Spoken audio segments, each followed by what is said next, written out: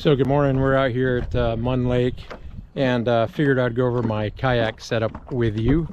And so we are fishing, Mike and I are both fishing the Hobie Lynx kayaks. They're 11 feet long, 45 pounds unloaded, about 65 to 70 pounds I'd say set up, maybe 75. So they're pretty manageable. They load up pretty easy. And so let me start on the starboard side of the kayak. As you can see here, I have a Yak Attack dual roller paddle holder, and then I have the Yak Attack H-rail mounts for the fish finder. I'm running the Garmin Striker 4, and then I have a Yak Attack 35-inch boom, which goes up to waterproof case for the GoPro. I have a battery pack so I can run it all day, a remote control, and then a Yak finder. And then back I also have a ram tube on a ram ball H mount for the kayak. And then I have a battery box here that's Yak Attack, so my battery for my fish finder is located in there. And then I'm running just a regular plain old storage box. I got a Scotty tether on that, so if I go over, it doesn't go in. And one of the things I learned from the last trip was that if it's raining out, your wallet and stuff can get wet pretty quick. I just have a waterproof box that will float, and I have that tethered with a carabiner to the handle of the kayak, and that fits underneath the seat. The nice things about these Hobies are, again, they're very light, they're very maneuverable. Mike's set up a little differently. He's got most of the same attachments except for Mike's. He's got a Yak Attack switchblade, so it's this very same battery box, but it's got a transducer arm on it, and it's got his fish finder mounted on it. And so one of the hard things to get for Hobie Lynx are the H-rails. I got very lucky, got the kayaks from Sportco. Zach helped me up a great deal. Sportco is a great company. Work with you to get you what you need and get on the water, especially as an inexperienced kayak fisherman.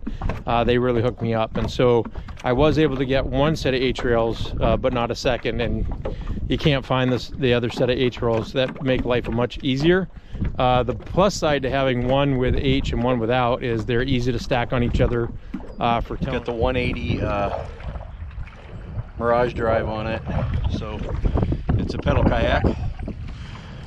It's got two pieces of rail on either side that you can mount things to. Over there on that side you can see, like I mentioned earlier, I'm running the Garmin Striker 4 CV, and it's mounted on the Yak Attack cell block, so there's a 10 amp hour battery in there. And then the switchblade transducer mount hangs over the side, so you can fold that up and down when you get into shallow water. Right there is the ram mount for the camera.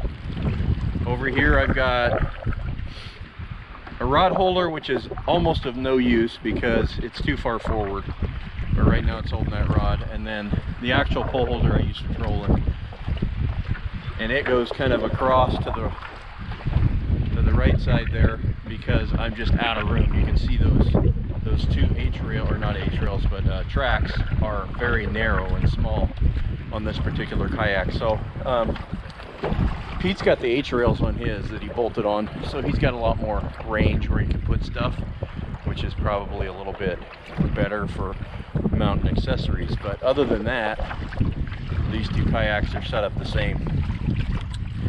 We're running it's a Flambeau box, waterproof box. I don't even think they sell it as a tackle box necessarily, but it works pretty good. It's got a waterproof O-ring, and then underneath there's two other little storage boxes that sit under it, so you can carry as much tackle as you want. I find that I don't want much tackle in a kayak because I'm kind of like a fish out of water in this thing. Don't have a lot of room. And then just a dry bag for all the stuff you don't want to leave in the lake, like your wallet and your keys and all that stuff. So pretty much it. Hobie Mirage, it's got us on the water, or Hobie Lynx, I'm sorry. It's got us on the water and got us fishing. Hope that helps you out with our setup and what they do for us.